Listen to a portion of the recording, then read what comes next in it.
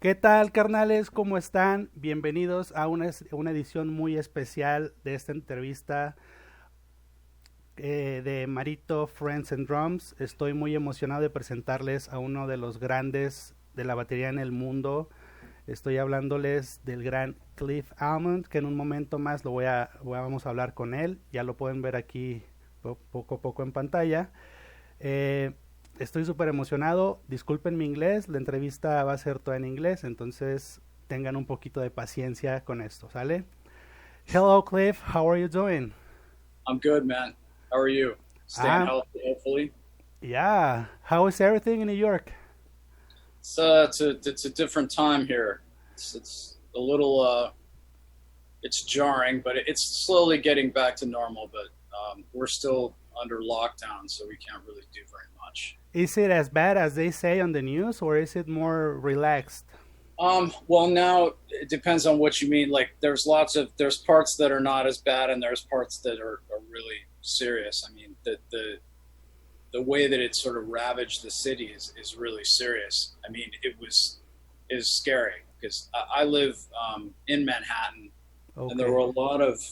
there were trucks everywhere with bodies in them, like Wow. behind all the hospitals. I mean, it was no joke, and everyone's wearing masks, and everyone has to go into the stores, 10 people at a time, that kind of Wow. thing.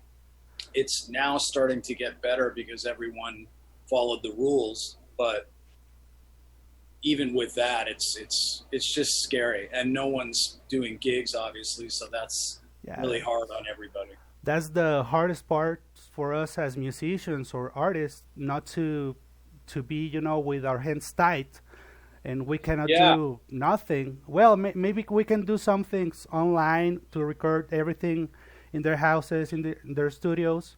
That's all Mhm. we can do. But we miss people. Yeah, and it's really interesting kind of psychological thing, that you Yeah, have to experience. I mean, as musicians, most of us are used to spending a good amount of time by ourselves practicing a lot, and um, that's great, and you can take advantage of that in a situation like this. But there's no outlet for that. Like, usually there's practice and there's gigs or there's some sort of change of scenery.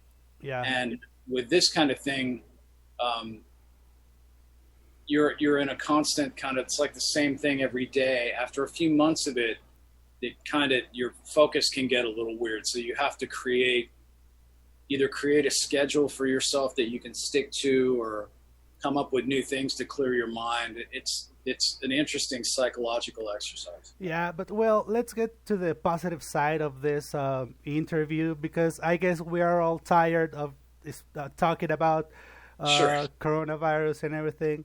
But you are mostly known for playing with Michel Camilo and other important jazz musicians all over the world.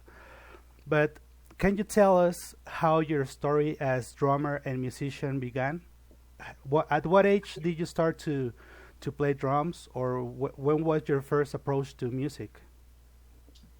Well, my family is all musicians, except for one. My oldest brother is not a musician, but I'm from Okay. a family of five people, and um, my parents are classical musicians. My father's a conductor, my mother's a pianist. Oh wow. My The next brother up from me is a violinist, so they kind of knew what was coming if I decided to go into music, and I just took to. They started me on violin, and then I took to drums, and the whole typical sort of story of that. Yeah. And then once I started to get serious about drums, I started doing gigs at a pretty young age around town, and then I went to a school for the arts. I'm from California, from San Diego, Okay. um, and that's where all this happened. And then pretty soon I was, playing somewhat professionally, relatively like in my teens, I guess. And then I went to MI in LA for about a year, Okay. and that's when I heard Dave Weckl for the first time. Started checking his stuff out, and then I kind of came up with this plan that I would move back to San Diego when I got out of that school, because I was relatively busy there, and just play gigs and practice, which I did for about a year and a half. And then, long story short, Dave heard me play at a sound check, and recommended me to Michel. And I got Michel's gig in 1989, I think, maybe it was late 1989, and started touring. And I think I was 20. You were 20. Wow, that's incredible, because sometimes it's hard for someone to get a normal gig, but you got the gigs of the gigs of the gigs, and I mean, to me playing, I mean, to me, to play what you play is the highest I can do personally. Well, thank you. I mean, because I see you playing with Michel, or I see you are mainly you tour in Japan. That's what I see sometimes, and you play with the greatest bands over there too. And I mean, that's why I really admire a lot of you. And actually, now that you mention Dave Wakel, he told me about you, because we were talking one day about this song "On Fire" from Michel Camilo, and I thought that El Negro Hernandez recorded that song, and he told me no, that wasn't El Negro, it was Cliff. And I was like, well, it depends on which. The studio version of that is Joel Rosenblatt. That's not me. Okay, because I've seen you playing that song in concerts as well. I've played it. I play it live with him. You know, I've played it a zillion times live with him. There's a video actually from Japan sometime in the early 90s where I was playing it in trio with him, but I didn't record that. Oh, okay. The first version was Joel, I believe, because that's the record that record was just coming out when I got the gig. And so I had to learn that record to play the gig. Joel was still doing it at that time. Okay. But yeah, I mean, you know, I've been very fortunate to have things line up and the timing work out and everything. And, you know, I practiced a lot when I was really young, and I still try to now. And I was lucky in that things just kind of unfolded for me at a relatively young age and kind of gave me a foot in the door, which gave me more time to develop contacts and accounts and things that, you know, with different bands all over the world. So it's worked out very well. I'm very lucky. Before you got with Michel Camilo, it wasn't just because you played good enough, but how many hours you had to study before that so that Dave Wakel could see something on you? I mean, how was your formation before that? Well, that's a good question, because now I'm a little older, and I often look back at that, especially now that I have time. You know, like when I look back on that time, I was just obsessed with getting out of my hometown and playing with the best guys I could. And at that time, I was listening to, I grew up listening to all the fusion stuff, and I was a huge fan of Rush when I was a kid. Yeah. And unfortunately, I never got to meet Neil, but, you know, that was a big aspiration of mine. It never happened. But I was really into that. And my parents had kind of told me when I was young, you know, well, if you want to do this, you're going to have to do the thing that we do. Is sort of a rite of passage. You know, if you click into what you do at a young age, then you're going to have to spend some time with just you and the instrument, getting it together. And I didn't really have a clear guide on that until I heard Dave play, and then I saw Dave do a couple clinics, and I was in music school at the same time. Yeah. So I was, for the first time, sort of surrounded by teachers and people who were really supportive. And so I formulated this kind of plan while I was in music school. And once I got out, I took about a month off, and I took a bunch of notes and wrote down artists I liked and some kind of clear ideas of what I wanted to do. And then I created a schedule out of that for practicing. Okay. And that schedule had to be done at least 6 days a week on top of gigs. So at that time, I wasn't really super in the scene. Like, I hadn't migrated to the different scene in San Diego, like the sort of upper echelon scene. Yeah. And so I was playing weddings and stuff to make my living. But I still had this thing in my head that I wanted to get to New York and get some real gigs with guys that I, was listening to on records. So I did all the homework. I spent about a year doing that. I had a little 4-track Tascam cassette recorder, and I bought a drum machine, and I was playing along with clicks and playing with Dave's package. And, I ended up doing a lot of emulation of Dave at that time because I was very young and I didn't really understand the depth of developing your own sound yet.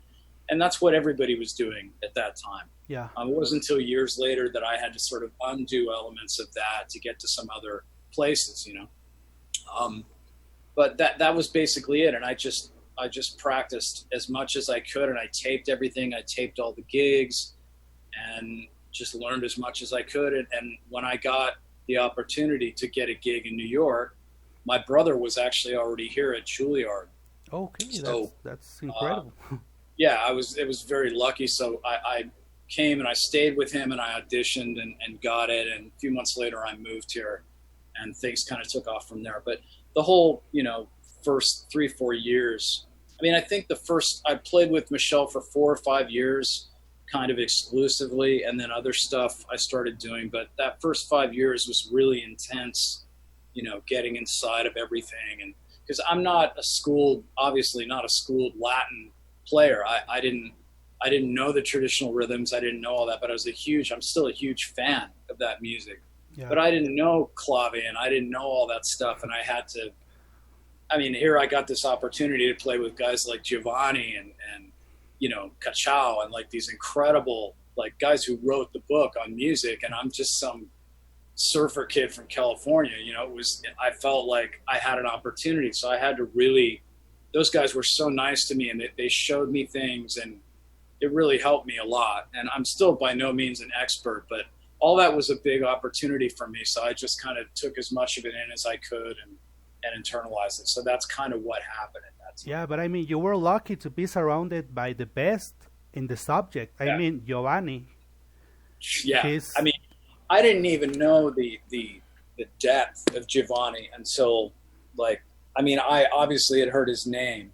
Yeah. And I'd heard who he was.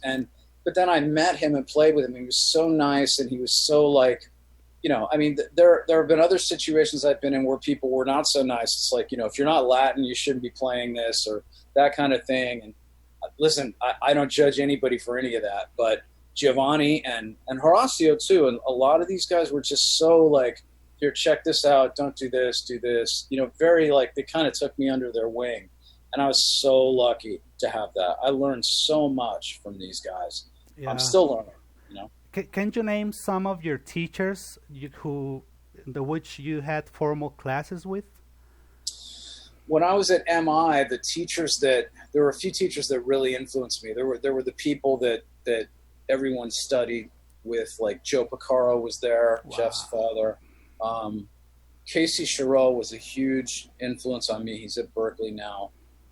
Steve Houghton, I was very lucky to meet when I was 12 or 13 years old. One of my favorite big band drummers. He turned me on to Elvin Jones at a relatively young age.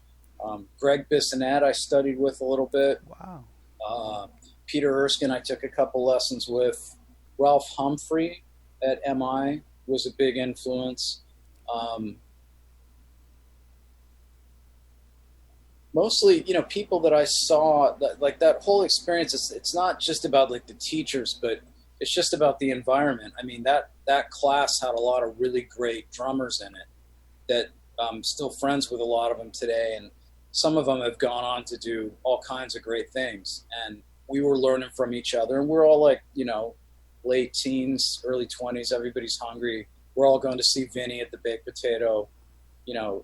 Those experiences were really something, because being able to see that, right here, this close, and yeah. Tape it, go home and dissect it, and really figure out what these guys were doing was just invaluable to me. So that's incredible, because maybe for some of us that live in small cities, me for example, I live in Durango, Mexico. It's not like a big city where we have lots of music or like, for example, you were really close to LA. That I think that's the big mecca of some of the greatest musicians in the world. And I mean, that's great. You had a chance to be with the best. I was very lucky to be in an area where, yeah, I had access to that. And this was all pre-internet. There was no internet. If you wanted to see something or hear something, you either had to buy the record of it or you had to get these bootleg tapes or videos. I mean, it's really like, it was much harder to access information. Yeah. For example, us, what we're doing now, this interview, without internet, it wouldn't be possible to do it. Right. And before, you had to go and look for the musician you wanted to talk to see if he had the if he could give you the chance to study or even to have a conversation with you. I mean, that was really hard. I mean, I can imagine. I mean, I'm a little bit younger than you, but I am lucky that I'm at my young age. I have the chance to search for search for drummers like you, and I mean, that's a blessing. Well, you know, it's interesting. Like I often talk to people about this because your generation and the few generations behind me, because YouTube and the internet is available, I think the level has just gone so much higher, so much quicker because, you know, people can see things for free. You can actually see somebody's gig. Yeah. And I learned from this too. You know, I've got hundreds of videos saved that whenever I get a chance, I go and I check things out. And, you know, music is a very socially relevant art, like any art is. I mean, it's constantly evolving, and it's usually being affected by people in all parts of the world. You know, people, you see these trends happen, like you see people putting cymbals on drums or, you know, having trashier sounds, all these sort of socially relevant things. To have access to that directly and for free all over the world means everybody's level shoots up if they're paying attention, especially if they have some talent at it. You know, it really expands. We didn't have that when I was a kid. I mean, I think the best you could do was get a VHS tape of maybe a bootleg, or you would get, you know, high 8 little cartridge tapes of something, or, you know, Hudson Music put stuff out like the instructional videos, but that was about it. Yeah, but I mean, what can you recommend now that you're talking about that? I mean, we have all the information on YouTube and internet, but I had this problem now that everything started and I had to be home.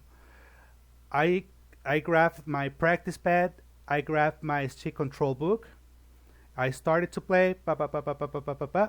When I tried to get everything to my drum set, it was hard for me to apply everything. So what can you recommend for us to really study to make it more practical so when you play the drum set, you can really feel the difference? Well, you know, before you get to that specific, when it comes to a situation like this where we're all kind of locked in and we have some time to think, you know, I would strongly advise, like, first pick what it is you want to do. You have to think very long term. This is before it gets, you know, before I address what you just actually asked. It's important for everyone to kind of start at the end and go back and decide what it is you're after. Because if you do that, then you'll have a much clearer path to get where you want to go. In terms of, if you're asking specifically translating something on a practice pad to the kid, you know, it's tough because they're two completely different feels. And a lot of people, like in New York, for example, right now, a lot of my friends have V drums or some sort of electronic drum at their house, and they're doing it just to kind of keep things moving. I was in a situation here where I just played 2 weeks ago. I just played for the first time in 2 months. Right? I couldn't get into my studio. Everything was locked down. Yeah. So, and I don't have a set in my apartment. And that was the first time I've been through that since I was probably 13. I haven't gone 2 months without playing the drums. It's pretty much every day. So I had to kind of wrestle with that. And I was playing on a pad a little bit, but not enough. And after a few days of it, I gave up. It wasn't interesting to me anymore. And when I got to the kit and sat down, it's such a completely different feel that even if you play on a pad, it's going to take you a minute to kind of get comfortable, you know, and kind of settle into, it's a different instrument almost. The good thing about a pad is that it'll keep your hands moving, you know, and it keeps your rudiments going. And your speed, you can get up well or good or well on a pad. But the problem is that, like, to me, I'm less now about speed than I am about flow and feel. And those things, to me, are really hard to practice on a pad if you don't stay in slower tempos. Which, you know, I know a lot of people's goal is to get singles really fast or to get rudiments really fast, and that's cool. But to me, it's almost like being able to play something smoothly in a comfortable place is the hardest thing to me. And then you worry about speed later. And that's something that four-way independence kind of requires on a drum kit. You can do that on V drums too, but there is a feel thing. I mean, there's no air coming off a V drum like there is off a set of drums. It doesn't move air. It's triggering a sample. So, you know, it's different for everybody. I mean, I can't really answer that and give you one kind of specific idea as to how to do that. Everyone has to kind of find their own way with that. If that makes sense. Yeah. Well, let's go back a little bit. When you were young, were you focused on playing jazz, or you wanted to be a rock star, as most of us when we were young drummers or musicians? Well, I loved the harder stuff. Like anything that was challenging, I really loved. And the first time I heard Steve Gadd when I was probably in 7th grade, I just freaked out. I couldn't believe how cool that was. Yeah. And, you know, that attracted me initially. I mean, of course, you have the thing about, I'd like to be in a band and play big venues and do all that. But I mean, and I've done that at this point, and it's fun, but nothing really floats your boat as much as actually playing something, like achieving something and then being able to pull it off, right? And I've always kind of had that. So my first love was just anything that challenged me. I went through the different styles. I really loved jazz. I really loved rock. My parents were Beatles fans. So I grew up playing that or thinking I was playing it. It wasn't until I got older that I had to really play it with bands that I realized that each one of these styles is really hard to pull off with the band and actually have it sound right. And there's a lot of reasons that you see, like if you see a jazz guy play rock, like you can kind of feel a difference. That kind of stuff I focused on a lot because I wanted to make sure that everything was authentic, and especially when it came to anything, you know, Cuban or Brazilian or any of that. I mean, that's a style that you have to immerse yourself in it for years. And some of these you have to grow up playing, you know, and I certainly didn't grow up playing those. But I respected all of it, and I'm still dissecting various elements of it now, but they're all just different languages that you learn. So my intent was just to play with the best people I could and get as good as I could at what I wanted to do. And if something happened rock star wise, then great. If not, then I had to figure out another way to do it. And that's kind of what happened.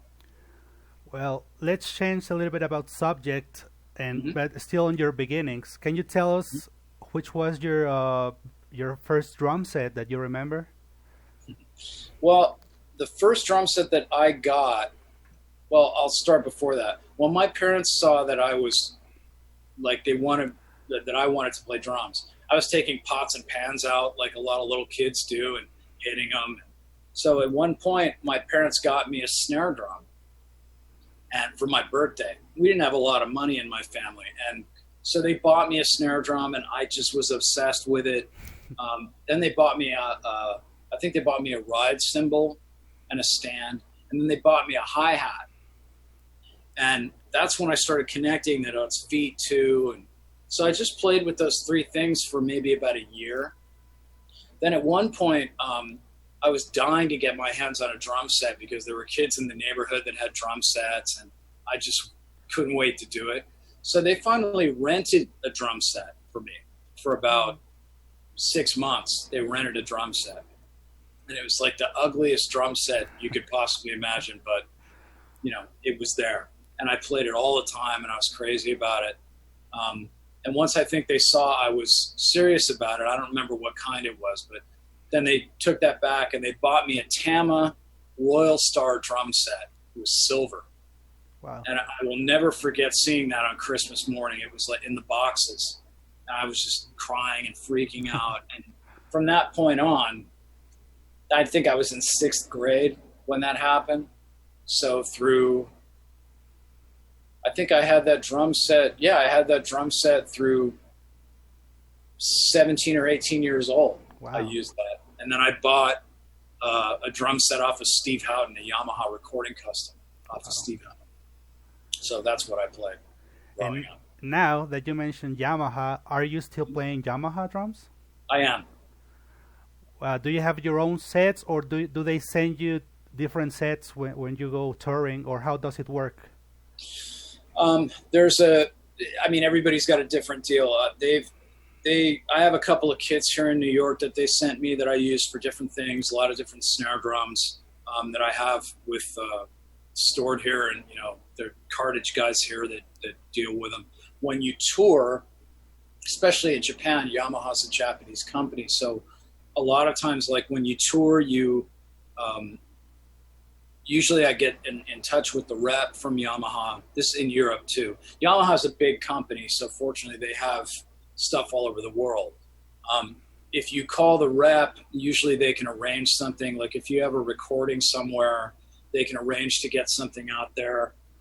If not, then they can make an arrangement with a local store. It's all kind of part of the deal. So, in return for that, they give you instruments and you play the instruments, you promote the instruments because you have to really believe in the instrument, to be, in my opinion, to be with a company. Sometimes people don't do that and they go with a company just because the company gives them free stuff or they want their name associated with it. I'd rather buy stuff myself if I didn't really believe in the instrument and just take it with me everywhere. Now with travel, it's really hard to carry a whole drum set with you on the road. It's so expensive. So it helps to have endorsements and they supply it usually. I take cymbals, but that's about it. Yeah, that's the most personal thing, I guess. Your cymbals and maybe your snare drum or your bass drum pedal. I guess that's all we have to carry when we're on tour. Mm-hmm. Can you tell us which is your favorite drum set you have? The Recording Custom, the Absolute Hybrid Maple, or the PHX? Which do you prefer the most? Well, they've all got different sounds, and I mean the kit that I use here mostly for everything is a hybrid maple.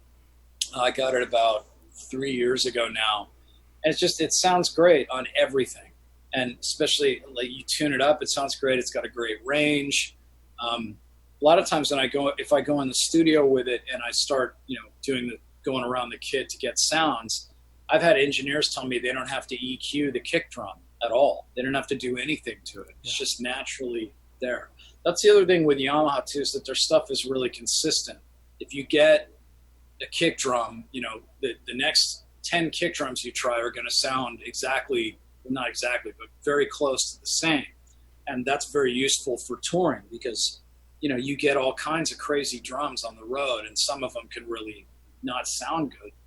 Yamaha is pretty consistent everywhere. So here I use the hybrids. When I'm playing with rock bands, a lot of times I'll use Phoenix because Phoenix really projects. They've got a real specific tone. And I noticed playing Phoenix in jazz situations when I play Phoenix, they seem to resonate or expand in the room more. I don't know why that is, but I've had people tell me that in a trio situation that you can really hear them cut more. So there are elements of Phoenix that work for that. They're just loud. I mean, they're great for rock, especially in a big venue. They're huge and They're really round, you know, and easy to play and easy to tune, like all of Yamaha stuff. So, excuse me, hybrid maples. I have a maple custom absolute in my studio in California that I use that I really like. Recording customs still sound great. They all just have different sounds to them, but those are the four I rely on: maples, hybrid maples, recording customs, and Phoenix. I mean, that's a really good thing about Yamaha, that even if you play a stage custom, it sounds good, and it's not an expensive drum set. I mean, I'm talking about this because I love Yamaha as well. I have an oak custom drum set, and I'm in love with it, and I love everything Yamaha does. And I mean, I have seen really famous drummers playing stage custom drums, and it sounds amazing. So that's what I love about. I mean, that's the thing, man, is that I had a set of oak customs too for a while. Here, that was the first kit I brought to New York. They just sound great. I mean, they're easy to tune. You can use them in all kinds of situations, and they're just very applicable, you know. So, yeah. What about your favorite snare? Do you have a specific snare that you love to play with in most of the things you do? Yeah, I mean, now I have a bunch of them, but there's this one snare that I actually got to make with the Yamaha guys. I certainly didn't have anything to do with making it, but I was there at the factory in Osaka, and it's a 6.5 by 14 wood drum, and I can't remember. There's a couple of different kinds of wood in it, but I made it there in 2006, and about a year later they sent it. Wow. And I've used it on almost everything from that point on. It's really sensitive, double strainer, sort of a personal drum that I use. But in terms of what they have comes off the line that you can just buy, the snare drum that came with the hybrid maple is incredible. That thing is it's very similar to the drum that I use most of the time. I really like it. The brass one, the 6.5 brass that they make, and the stainless steel are both incredible, very loud. I tend to use wood snare drums for jazz stuff, or like sort of inside, you know, lighter stuff, and metal drums for louder stuff, obviously. So those are probably my four favorites. The blue one that I made, the hybrid maple, the brass one, and the stainless steel. Those are my four favorites. Wow. And about other gear, you play Zildjian? Mm-hmm. You play Big Firth? On drum heads, are you with? I'm with Evans. Evans. Yeah. What other endorsements do you have? Let me think. I think that's pretty much it. I mean, Diodario, which is an Evans company, because I sort of mess around on some other instruments, but yeah, it's just those four. I mean, I've not really needed much else over the years. Well, this is a more like a personal question, so that people can see the good, well, the light and the dark in a musician's life. Can you tell us in two stories, one good story that you can say this is the best thing that has happened to me being a drummer, and maybe the saddest thing you have lived as a drummer as well, so that people can see both sides of the story, because most of the times us as a audience only see the good things on the stage, but we don't see what's behind it. So can you tell us something about that? That's an excellent question. You know, it's like anything in life. You pick this thing that you want to do, and you have a vision of it. And if you're lucky enough to have it happen, you're always going to see sort of variances in that vision, right? Like, you'll get to certain situations and it just doesn't feel, it can feel better, it can feel worse. It usually feels different somehow. In terms of good things that I've gone through, I can't even count some of the lucky situations I've been in. I've been in situations where I remember there was one, the first one that comes to my mind was I got this gig with this vocal group called Manhattan Transfer when I was probably 25, and they were quite popular. And I was on tour with them in Europe. Wow. And I remember we were playing in some big amphitheater, and I had seen them when I was a little kid. I thought Gab was playing with them, actually. That's why I went to see them. He wasn't, but, and then there's one night I was in the middle of Italy somewhere in this big amphitheater, and I was playing, and I looked up, and it's people as far as you can see, and playing with a big band. And it kind of hit me like, wow, I actually pulled this off. That happened. Now, there were other things before that. I got to play another one that I didn't even realize how heavy this was at the time. But I was probably maybe a year after I got Michel's gig, and I was still pretty young. I ended up playing at Carnegie Hall with Michel. We were opening for Tito Puente, right? Wow. And Celia Cruz was there too. Oh my God. Now, I knew who Tito was, of course, and I knew who Celia was, but I didn't realize the royalty of that. Right? And it just so happened that at the end of the night, we all played together. So I got to play with Tito Puente and Celia Cruz and Tito's band playing drum set, which I had no right to be there doing that. They certainly didn't need me, but I think it was sort of a jam thing. And here's Celia Cruz here and Tito right here. Wow. In Carnegie Hall. Now, you want to talk about that's good. The bad side of Carnegie Hall is that it's really hard for drums. It's really ringy. It's a classical hall. So you can't really hit in there. So lessons like that can be not so easy. That's just an example of a quick flip side there. Bad stuff, there have been lots of those too. There have been situations where I was either recording or playing with somebody and I was too young to really know enough about the situation, and I might have been, I've had people yell at me, or I didn't know a style correctly. These are all like paying dues that you have to go through when you're learning, right? Yeah.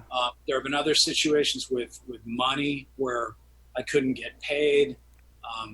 There's all kinds of things. It's when you play music, it's not, you have to take the good with the bad. And there are a lot of business things that are not so nice about the business. And these days, especially, I feel bad for the younger people coming up now, because some of the biggest gigs out there don't pay enough to even survive.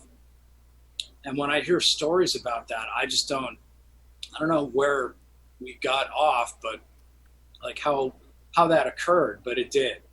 So, it's really hard for people now to survive doing this. It's always been hard, but at least if you got a good gig, you could pay your rent, Now even the great gigs, people are taking advantage of it. So that's kind of a bad side that your generation has more than mine. I was lucky that when I was coming up, it was still somewhat fair, where if you got to where you could play and you made the right connections to people, you could develop a series of accounts and have a sort of a business going, and recording as well. You could do jingles, films. Now a lot of that is not there anymore. Yeah. So, that's a really sad thing for us, that technology is a good thing in many ways, but it's bad in many others. Yeah. Well, it depends on, it's like anything else, how people use it. And if there's some incredible technological things, like all the internet stuff we just talked about, being able to see somebody. Problem is that, like a musician can't go on a gig and play and try a new idea out without 50 cell phones being held up, and you might not have developed that idea yet. And I've read lots of interviews with famous musicians who get upset at that. I've gotten upset at that playing. In fact, last time I played with Wayne Krantz, that happened. We were playing and like a bunch of people were holding their phones up, and it's great that people see it. But if we try a new tune and we make mistakes or something, then it's there permanently. Yeah. And that's, it's good for your ego, I guess, or it's bad for your ego, but that it's out there and you've got to concentrate. But the reality of playing an instrument is that you're developing things all the time and you need time to develop them. So that's kind of a downside of technology. Then, of course, Spotify and all that other stuff too. So take your pick. Yeah. Well, Cliff, I think that's it for this interview. I don't know if you have something else to do, but I mean, I don't want to make this. We can do another session later, talking about talking about something else. I don't know what. But thanks a lot for accepting this interview. I mean, there's a lot. There's a lot of things that we can talk about later. Where can we find you on Facebook, Instagram, YouTube?